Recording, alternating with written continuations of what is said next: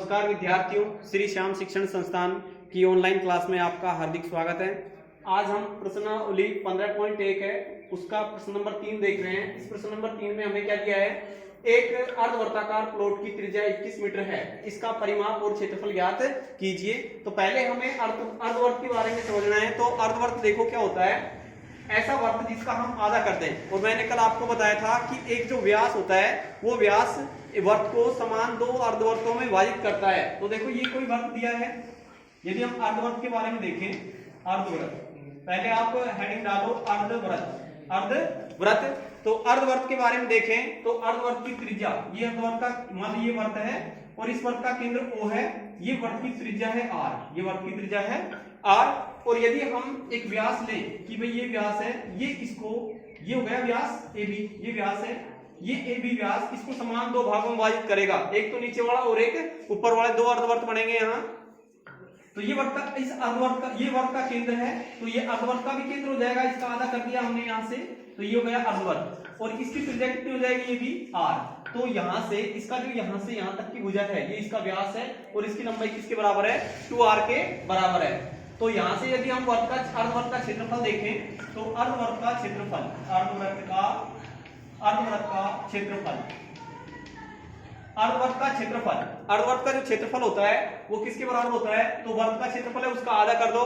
तो वर्त का क्षेत्रफल क्या होता है, पाई आर स्क्वायर, और बटे में क्या कर दिया हमने, इसका आधा 2, बटे में क्या कर दिया 2। तो अर्धवर्त का क्षेत्रफल, वर्त का क्षेत्रफल होता है पाई आर स्क्वायर, अर्धवर्त का कितना हो जाएगा, पाई आर स्क्वायर बटे में 2, ये अर्धवर्त का क्षेत्रफल हो गया। उसके बाद आप अर्धवर्त का परिमाप देखो या इसका परिमाप देखें तो अर्धवर्त का परिमाप, अर्धवृत्त का परिमाप, परिमाप किसके बराबर होता है, तो अर्धवर्त का परिमाप किसके बराबर होगा, वर्त का परिमाप यहां से यहां तक, ये वर्त का परिधि है, ये वर्त की परिधि है, तो इसकी आधी हो जाएगी, ये पूरी कितनी होती है, ये पूरी होगी, मतलब अर्धवर्त है, वर्त की पूरी परिधि किसके बराबर होती है, 2 पाई आर के बराबर।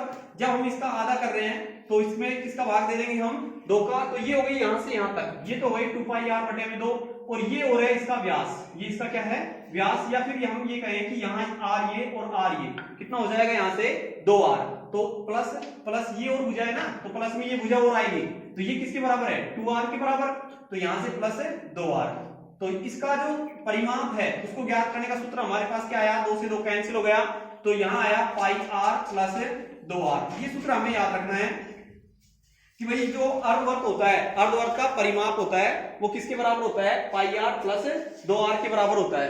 तो यहां से हमारे पास दो सूत्र आए, एक सूत्र तो आया हमारे पास क्या, पहला सूत्र तो आया अर्धवर्त का क्षेत्रफल। तो अर्धवर्त का क्षेत्रफल किसके बराबर होता है, पाई आर स्क्वायर बटे में 2 के, पाई आर स्क्वायर बटे में 2 के। और अर्धवर्त का परिमाप, परिमाप देखें तो परिमाप किसके बराबर होता है, पाई आर प्लस 2R। ये दोनों सूत्र हमें याद रखने हैं कि भाई अर्धवर्त का परिमाप पाई आर प्लस 2R के बराबर, जबकि अर्धवर्त का क्षेत्रफल है वो पाई आर स्क्वायर बटे 2 के बराबर होता है। ये आपको ध्यान रखना है। उसके बाद आप देखो प्रश्न नंबर 3, इसको हम हल करेंगे। आपको ये उतारना है, इससे पहले प्रश्न नंबर 3 को उतारने से पहले आपको ये स्टार लगाकर अर्धवर्त का क्षेत्रफल ज्ञात कर ये लिखोगे कि पाई आर स्क्वायर बटे 2, और उसके बाद ये आपको लिखना है। फिर उसके बाद इसका परिमाप लिखेंगे, परिमाप पाई आर प्लस 2R के बराबर होता है। तो हमने यहाँ परिमाप लिखा पाई आर प्लस 2R। अब उसके बाद आप देखो यहां से यदि हम इसका मान ज्ञात करें तो हमें यहाँ क्या दिया है, यहाँ देखो आप, हमें दिया गया है, क्या दिया है इसमें हमें दिया है कि एक अर्धवर्ताकार प्लॉट की त्रिज्या 21 मीटर है, एक अर्धवर्ताकार प्लॉट की त्रिज्या 21 मीटर है। तो इसका परिमाप और क्षेत्रफल ज्ञात कीजिए। डायरेक्ट आपको सूत्र में मान रखना है, जो दिया गया है उसको लिखो आप पहले। तो हम यहाँ इसको यदि सोल्व करें तो इसका मान पहले लिखोगे आप, दिया है क्या दिया है हमें, अर्धवर्ताकार प्लॉट की त्रिज्या। तो अर्धवर्ताकार यहां लिखेंगे हम अर्धवर्ताकार प्लॉट की त्रिज्या, अर्धवर्ताकार प्लॉट की त्रिज्या, ये त्रिज्या दी है हमें। त्रिज्या R का मान कितना दिया है, यहाँ R का मान हो गया 21 मीटर। तो प्लॉट की त्रिज्या लिख ली हमने कि अर्धवर्ताकार प्लॉट की त्रिज्या R बराबर 21 और मीटर है, तो मीटर लगा दिया हमने। उसके बाद आप देखो इसका परिमाप और क्षेत्रफल ज्ञात करना है। तो परिमाप ज्ञात करें तो अर्धवर्ताकार प्लॉट का परिमाप ज्ञात करोगे, फिर उसके बाद क्षेत्रफल ज्ञात करोगे। तो अर्धवर्ताकार प्लॉट का क्षेत्रफल यदि हम इसका क्षेत्रफल ज्ञात करें तो क्षेत्रफल किसके बराबर होगा, तो अर्धवर्ताकार प्लॉट का जो क्षेत्रफल है उसका सूत्र क्या लगाओगे आप, जो प्लॉट है वो अर्धवर्ताकार है इसलिए अर्धवर्त का क्षेत्रफल के बराबर होगा इसका क्षेत्रफल, और अर्धवर्त का क्षेत्रफल ज्ञात करने का सूत्र क्या होता है, पाई आर स्क्वायर बटे में 2। अब इसमें मान रखो आप, पाई का मान कितना होता है 22/7 रख दिया हमने, गुणा आर का मान रखेंगे कितना 21, तो 21 का क्या लिखोगे आप वर्ग, तो 21 का वर्ग कर दिया, बटे कितना आएगा यहाँ से 2, तो बटे 2 कर दिया। अब देखो 22/7 का 22/7 लिख दिया हमने, 22/7 का 22/7 गुणा 21 की पावर 2 है, किसी भी संख्या की जितनी पावर होती है वो संख्या उतनी बार गुणा होती है, तो 21 को हमने 2 बार गुणा कर दिया, 21 गुणा 21 बटे में कितना 2। अब 7 एकम 7 और 7 की है 21, उसके बाद 2 को और 22 को हम 2 से काट सकते हैं, तो 2 एकम 2, 2 एकम 2, 2 एकम 2, तो ऊपर क्या बच गया हमारे पास 11 गुणा 3 गुणा 21, तो इसको मैंने लिख दिया 11 गुणा 3 गुणा 21। अब हम गुणा करेंगे तो 11 को 3 से गुणा किया, 11 की है 33 गुणा 21, 11 को 3 से गुणा किया 33 और गुणा में 21 है तो गुणा में 21 लिख दिया। उसके बाद आप 33 को 21 से गुणा करोगे तो 33 को 3 से गुणा किया, 33 की है 33, 21 की है 63, 63 का 3 का हंसलाई 6, फिर 21 की है 63 और 6 69, तो 693। अब हम क्षेत्रफल ज्ञात कर रहे हैं और इकाई किसमें दी है मीटर में, तो क्षेत्रफल क्या हो जाएगा 693 वर्ग मीटर, ये इसका क्षेत्रफल हो गया। उसके बाद आपको इसका परिमाप ज्ञात करना है, परिमाप ज्ञात कीजिए, तो परिमाप ज्ञात करेंगे तो अर्धवर्ताकार प्लॉट है तो उसका परिमाप ज्ञात करोगे तो अर्धवर्त के परिमाप के बराबर होगा वो, तो अर्धवर्ताकार प्लॉट का परिमाप, अर्धवर्ताकार प्लॉट का परिमाप ज्ञात करेंगे तो उसका परिमाप किसके बराबर हो जाएगा, अर्धवर्त का परिमाप किसके बराबर होता है पाई आर प्लस 2r, ये मैंने आपको लिखवा दिया कि अर्धवर्त का जो परिमाप होता है वो किसके बराबर होता है पाई आर प्लस 2r के बराबर होता है, तो हमने सूत्र लिख दिया पाई आर प्लस 2r, r का मान लिखो, पाई का मान लिखो, पाई का मान कितना होता है 22/7 गुणा r का मान कितना है यहाँ 21 मीटर, तो 21 लिख दिया प्लस, उसके बाद 2 गुणा r का मान कितना है 21, तो 21 लिख दिया। अब 7 से और 21 कटेगा तो 7 एकम 7 और 7 की है 21, 22 को 3 से गुणा किया, 22 की है 66 प्लस 21 को 2 से गुणा करेंगे तो 22 21 दूनी 42, ये आ गया 66 प्लस 42। जब इन दोनों को आप जोड़ोगे तो 6 और 2 8 और 6 और 4 10, तो 108, और ये किसमें है मीटर में, तो इसका जो परिमाप आया वो 108 मीटर आया। इस प्रकार आपको ये सवाल हल करना था।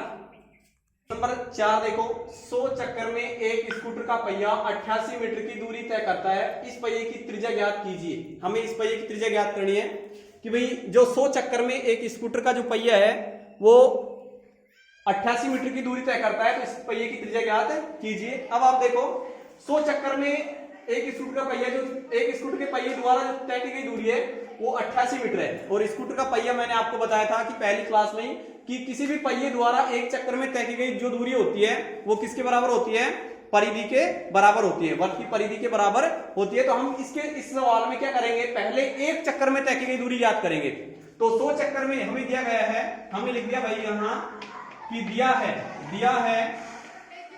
क्या दिया गया है, 100 चक्कर में तय की गई दूरी, मतलब 100 चक्कर में एक स्कूटर का जो पहिया है वो 88 मीटर दूरी तय करता है। तो 100 चक्कर में तय की गई दूरी कितनी है, ये 88 मीटर। तो हम लिखेंगे कि भाई पहिए द्वारा स्कूटर के पहिए द्वारा 100 चक्कर में तय की गई दूरी, 100 चक्कर में तय की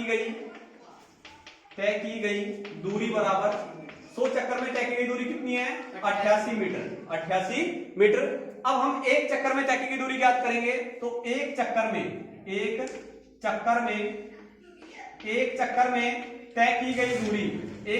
तय की गई दूरी बराबर, एक चक्कर में तय की गई दूरी किसके बराबर हो जाएगी 88/100 मीटर के, 88/100 मीटर के। यदि इसको हम काटें, चलो बाद में काट देना, आप जहां काटना चाहो यहीं काट दो, तो एक चक्कर में तय की गई जो दूरी है वो किसके बराबर है? 88/100 मीटर के बराबर है। 88/100 मीटर के मतलब 100 चक्कर में तय की गई जो दूरी है वो 88 मीटर के बराबर है। तो एक चक्कर में तय की गई दूरी किसके बराबर हो जाएगी? 88/100 मीटर के बराबर। अब हम जानते हैं कि क्या जानते हैं भाई? हम जानते हैं कि मैंने आपको बताया कि पहिए द्वारा एक चक्कर में जो तय की गई दूरी होती है वो किसके बराबर होती है? वर्त की परिधि के बराबर होती है। तो हम जानते हैं कि पहिए द्वारा एक चक्कर में तय की गई दूरी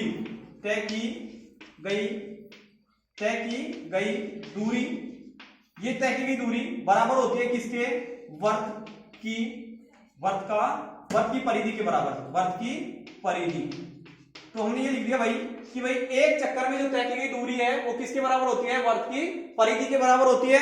तो वर्त की परिधि ज्ञात करने का सूत्र, यहां हमें एक चक्कर में तय की गई दूरी हमने ज्ञात कर ली। भाई एक चक्कर में तय की गई दूरी कितनी है? 88/100 मीटर है। तो हम यहां लिखेंगे भाई एक चक्कर में तय की गई जो दूरी है वो वर्त की परिधि के बराबर है। तो वर्त की परिधि किसके बराबर हो जाएगी?